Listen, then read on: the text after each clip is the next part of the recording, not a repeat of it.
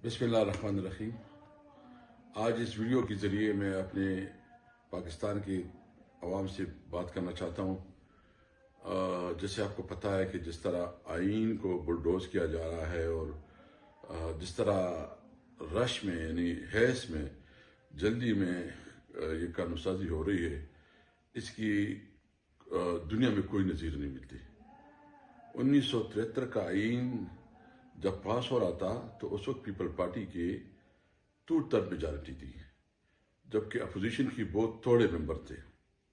اس کے باوجود ذوالفقار علی بھٹو نے کنسنسس بلڈ کرنے کے لیے وہ چھوٹے اپوزیشن کو ساتھ ملایا اور ایک کنسنسس ڈاکومنٹ بنے، جو کہ پاکستان کے لیے ایک بہت بڑا تحفہ تھا۔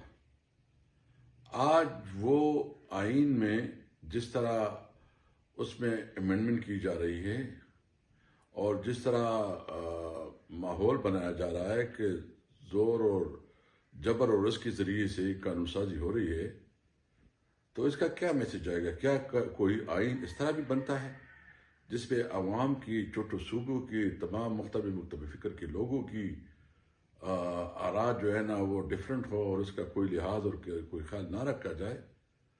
تو اس طرح رویے سے ملک نقصان کا متحمل ہو سکتا ہے۔ اس کی تمام ذمہ داری پیپل پارٹی بھی ہے، کیونکہ 1973 آئین کی کریڈٹ وہ لیتے ہیں، 18 امینڈمنٹ کی کریڈٹ وہ لیتے ہیں، اور اس وقت وہ اس پہ سہولت کار ہیں۔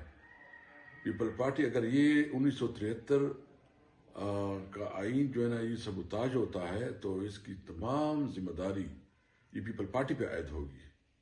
اس لیے اس ظلم کے خلاف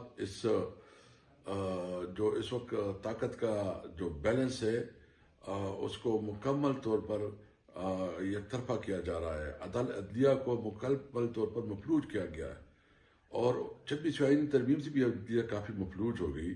ابھی 27ویں آئینی ترمیم کے بعد اگر آپ ججز کے ٹرانسفر بھی کریں تو کون جج پھر جو ہے نا انصاف کے مطابق فیصلے کرے گا؟ دیکھیں، یہ ملک کے خلاف ایک بہت بڑی سازش ہے۔ ہم سب نے مل کے اس کے خلاف آواز اٹھانی ہے۔ الائنس نے آج اعلان کیا ہے کہ اس کے خلاف ایک ٹوکن پروٹیسٹ جو ہے نا آج 8:30 بجے ہوگا، جس میں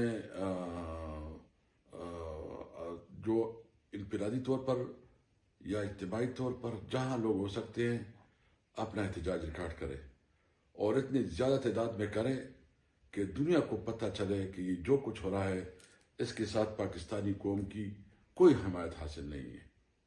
آیا ہم سب مل کے جمہوریت کی بقا کے لیے اور جو ناجائز طور پر اس وقت عمران خان اور دیگر لیڈرشپ جیلوں میں اس کی آزادی کے لیے اور پاکستان میں قانون کی حکمرانی کے لیے سب آواز اٹھائے کہ ظلم کو ہم نہیں مانتے، اس دستور کو، اس ظلم کے اس نظام کو ہم اس سے بغاوت کرتے ہیں، اور ہم وہ پاکستان چاہتے ہیں جس میں قانون اور آئین اور جمہوریت کی بول بالا ہو۔